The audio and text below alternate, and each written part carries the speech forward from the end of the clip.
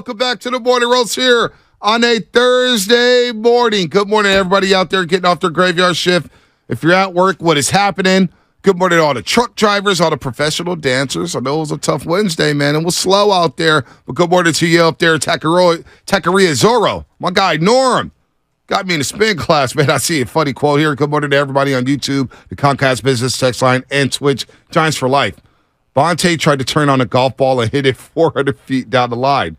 Man ended up blowing his oblique, his zero ring, and got a sore throat. Well, I don't have a sore throat. My throat feels pretty good. But your boy is struggling over here, man. You know what? My dad called me and started screaming at me. Why? He's like, how does Bonte not know how to wear a glove? Why didn't they tell him to put on a glove? Because you're talking about how you got a blister. Yeah. You got to wear a glove. Yeah, look at the blister. Yeah, I'm aware.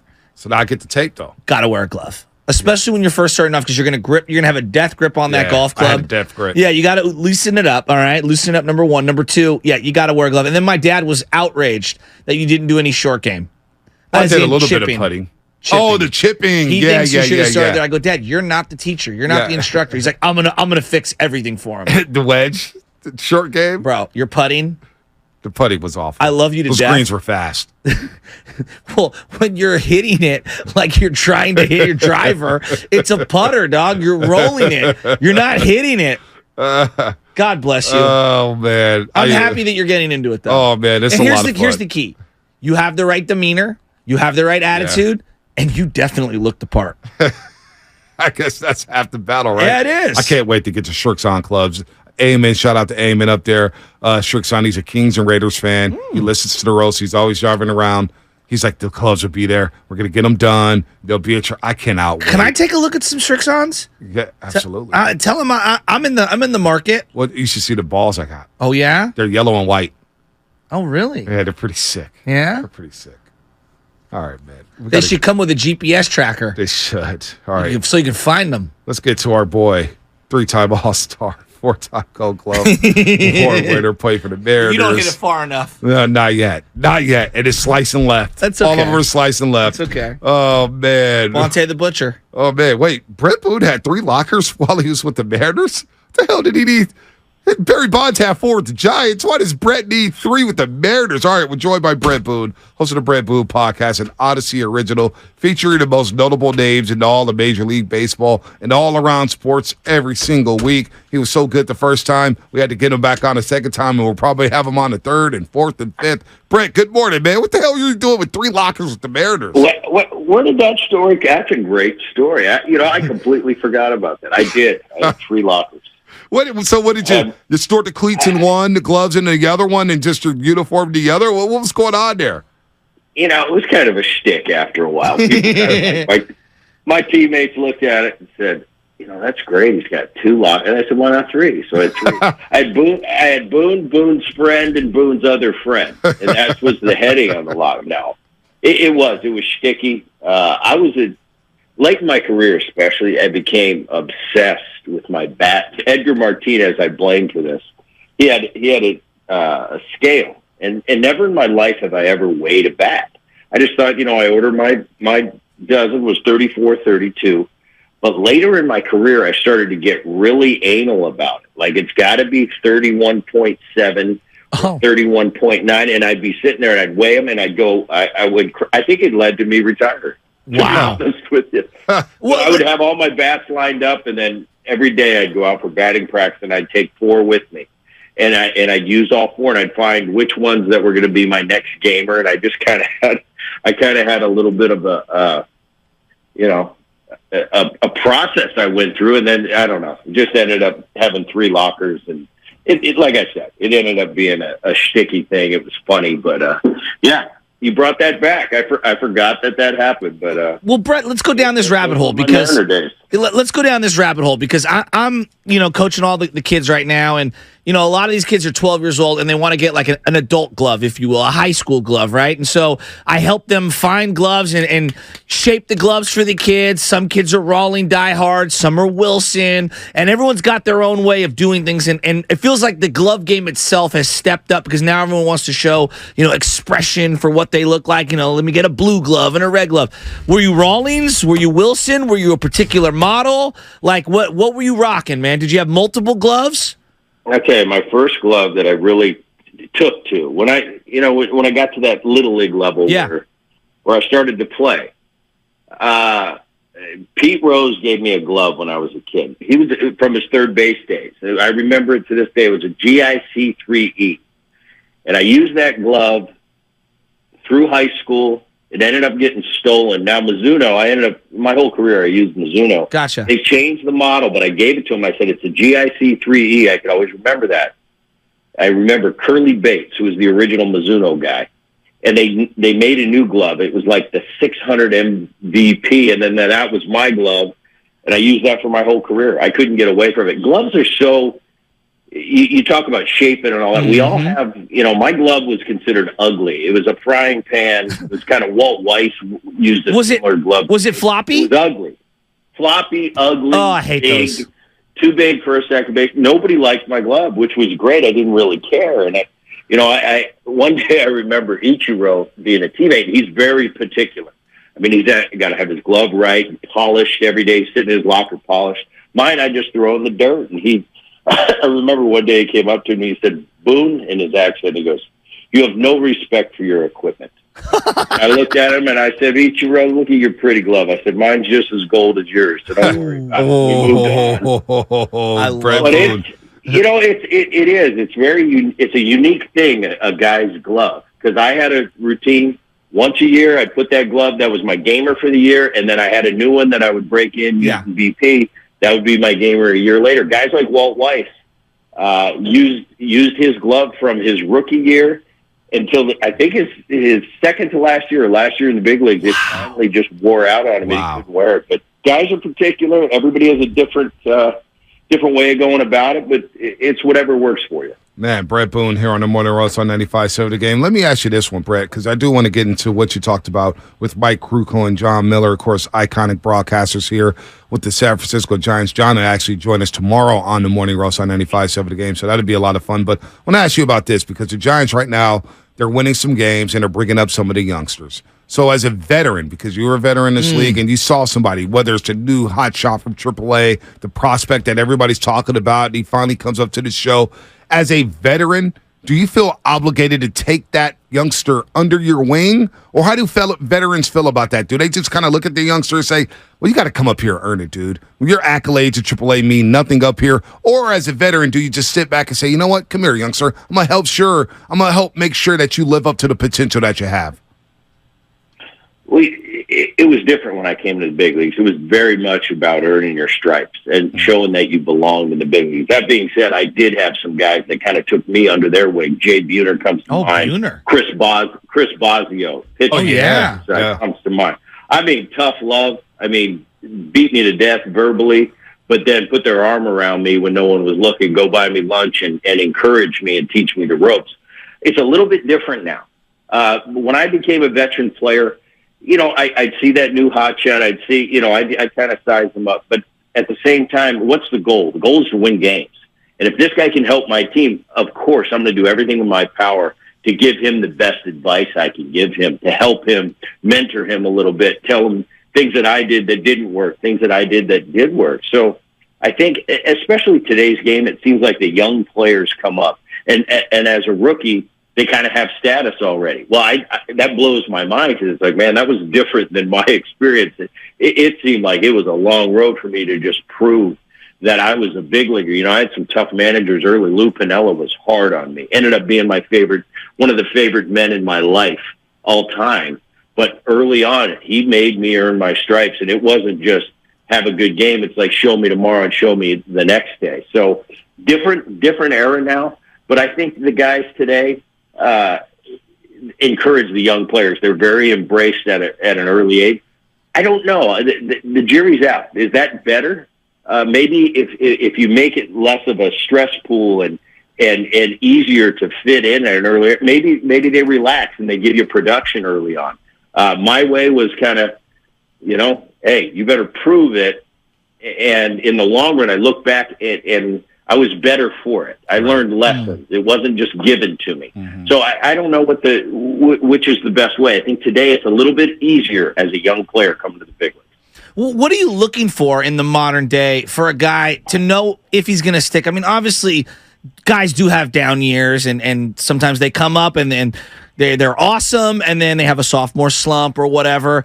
But what are you looking for? What are the traits you're looking for? Because we got Patrick Bailey behind the plate right now for the Giants. He just looks the part, and he's hitting the ball really well. But defensively, he looks the part. Casey Schmidt looks the part defensively. We got this kid, Luis Matos, who made his debut yesterday. What are you looking for as an old-time baseball guy to know, like, oh, yeah, that guy's going to be okay long-term? I look for a guy that's full of crap when he talks, but really believes what he says, if that makes sense. Huh. I want a guy that believes in himself, knows he's good, will let you know he's good, but when you look into his eyes, he really believes that. I see that in a young player. I want him on my team because he's got a chance. There's a lot of guys that talk the game, especially you talk about a young player going through the draft, being a number one pick. Everybody's hanging out, and he's holding court about how good he is, how much money he made, the court. Does that guy really believe that he can play at the big league level? I want that baseball player that's a Dustin Pedroia type player that has a little bit of a chip on his shoulder, but believes he can play. I'll take 10 of those guys all day long on my team. They're going to be humbled. I remember the players like that. They'd come up. Right. People would call them cocky. I would laugh. As long as you were respectful to the elder players, be however you're going to be. This game is going to humble you. I wasn't a guy that really roasted the young players or made them wear a dress on the plane. It's like, no, Greg Maddux is pitching tonight. He's going to do the humbling for me that I need. Hopefully you'll get your butt kicked, you'll get off the dirt, and you'll become the player that you need to be, because that's how we learn in this game. It's not by lessons. It's not by words. It's not by people standing on a podium and telling you what it's like. It's trial and error. It's life lessons. That's what makes us the players we become, and the guys that are tough enough to get up off the ground when they're beat up, because you're going to get beat up in this game. There's only very few Ken Griffey Jr.'s, Mike Trouts, Harpers that from the beginning get it. Robert Acuna, Tatis. Right. Those are anomalies. Those aren't the norm. So the rest of us have to kind of find our way, get beat up a little bit, come back, learn from it, and trial and error. And those are the ones that play in this game and play in this game a long time. Bret Boone joined us here on the Morning Rush on 95.7 Game. Check out his podcast, the Bret Boone Podcast, an Odyssey original. In this past week, he had John Miller, longtime voice of the Giants, as well as Mike Krukow on the podcast. So what you guys talk about? Obviously, a little bit of Giants, but what else did you get into with John Miller and Mike Krukow? I'll tell you, Kruk and Kite, they're still, for an ex-player, believe me, I'm sure you guys have certain guys, but for me, it's tough to listen to a lot of announcers, a lot of broadcasters. I mute the button a lot when I'm watching games.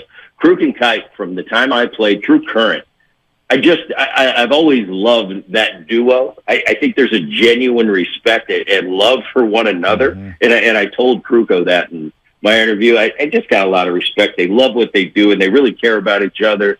They're yin and yang. Kruk's the pitcher, Kite's the hitter. That was a great interview, but John Miller was he was different. I mean, I had a lot of questions. I'm always prepared. You asked 3 questions? Every interview. What did you ask, 3 questions, and he took you 2 hours? I got to half of them.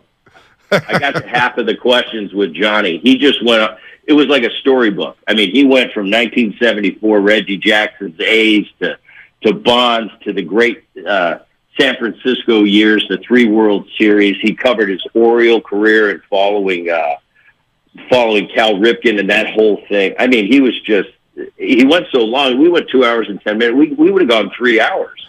But I didn't get to, I was thinking about it. I'm like, all right, a good podcast, about 45, 50 minutes. We're at 2 hours and 10 minutes. I can split those in 2, and that's where we ended it. So part 2 will be out Friday. It was a lot of fun. And he's just got so many stories from his time around games, so many great calls and places he was in baseball history. Really fun. I love having guys on like that that are just have such a wealth of knowledge and a wealth of experience, more importantly.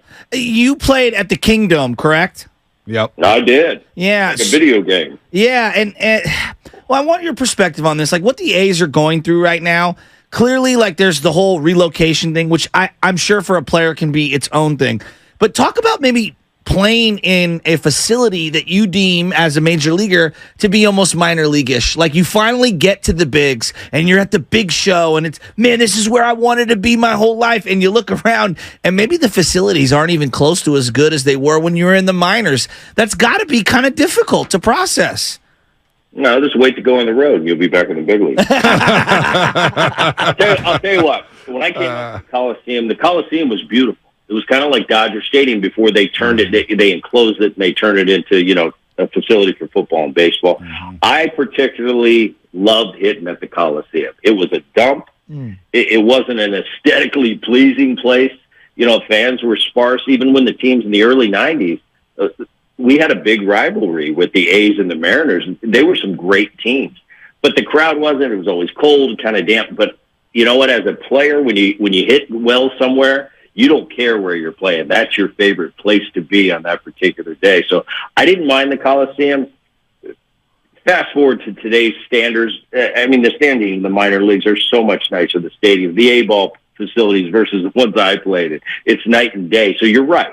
The AAA facility for Oakland in Las Vegas, the Aviators, it's tremendous. It's nicer than the Coliseum. So guys come up from AAA are like, what am I coming to? Especially with all the problems they're having this year. The fan situation, nobody's in the stands. Similar to Tampa Bay, when I was playing, was compared to the other stadiums, couldn't really match up. Good place to hit, though. I think in today's day and age, with the game the way it is, with the economics the way it is, Oakland it's kind of got to move on. With the challenges they have with the Giants and where they can build a new stadium, it's proven to be, to me, too complex. And this Vegas thing, money's going to win out in the long run. If the money's there and they can make it work in Las Vegas, I think the commissioner of baseball is going to worry a little bit about baseball in Vegas. One thing for football, you come in the night before you play a game, you get out of town. Right. Baseball's a different animal. You're going 4 days at a time, and do they want their guys running through Sin City 4 days at a time? That's going to be a different challenge in itself. We'll leave it up to them. But in the end, the money's going to win out. They're going to build them an unbelievable stadium that can match the other venues in the game today. I think it'll be good for the game in the long run. Money always wins, though. I hate to see it, though. The purist in me hates to see them. The Oakland A's, they're Oakland. They've got a history. Right. I hate to see the Bay Area lose the Oakland A's, but it's been going on for 20 years now, and something's got to give at some point. Well, also, doesn't it kind of stink to see an owner who's been frugal and not showing his face get rewarded with the new stadium and get the relocation fee waived? That's what stinks about it, is that the owner hasn't invested into this club. Right, and people, you always talk about the economics of baseball. I went through the 1994 strike with the owners when Bud Selig canceled the World Series. There's a reason when a franchise goes for sale that the billionaire line is out the door, and they will bid, and they don't care what they pay. One thing about billionaires is they're not stupid. They're smart businessmen. They're billionaires for a reason. They make a ton of money for a reason. Same with having a franchise. It's just like there wouldn't be a line out the door if it wasn't a money-making machine. I hate to see, yes, you're in a small market in Oakland. You're not going to have the revenue that you have as a Yankee. But I look at that salary scale and what they're paying. They're making money hand over fist. I don't have the numbers. I don't have the books. I don't even know how to read the books if I had them. But I know that people don't line up to buy franchises because they lose money, if that makes sense. Yeah. They're winning a lot of money. You hate to see it. I don't know if there's going to be something going forward where there's a minimum that you have to spend when it comes to owning a major league franchise. They tax you, and when you go over the threshold. Now, is there a penalty for you if you don't spend enough money? Maybe that's something to be looked at going forward in Major League Baseball. All right, Bret Boone here on Thanks, the Morning buddy. on 95.7 The Game. We love having you on. We're going to do it again as this baseball season heats up. Giants are playing well. 4 games over 500. As of today, they're in the wild card, right? Yep, there you go. And then they got a big 3-game set against the Dodgers this weekend, and they're bringing up some of the youngsters. So next time we talk to you, we'll see where the Giants are at, if they're bidding for another player or pitcher or whatnot. Bret Boone, thanks so much for the time today. Have a good weekend. Thanks. Thanks, buddy. That was Bret Boone, host of the Bret Boone Podcast and the Odyssey Original. Make sure to follow the Bret Boone Podcast on the Odyssey app or subscribe wherever you get your podcast. You know what?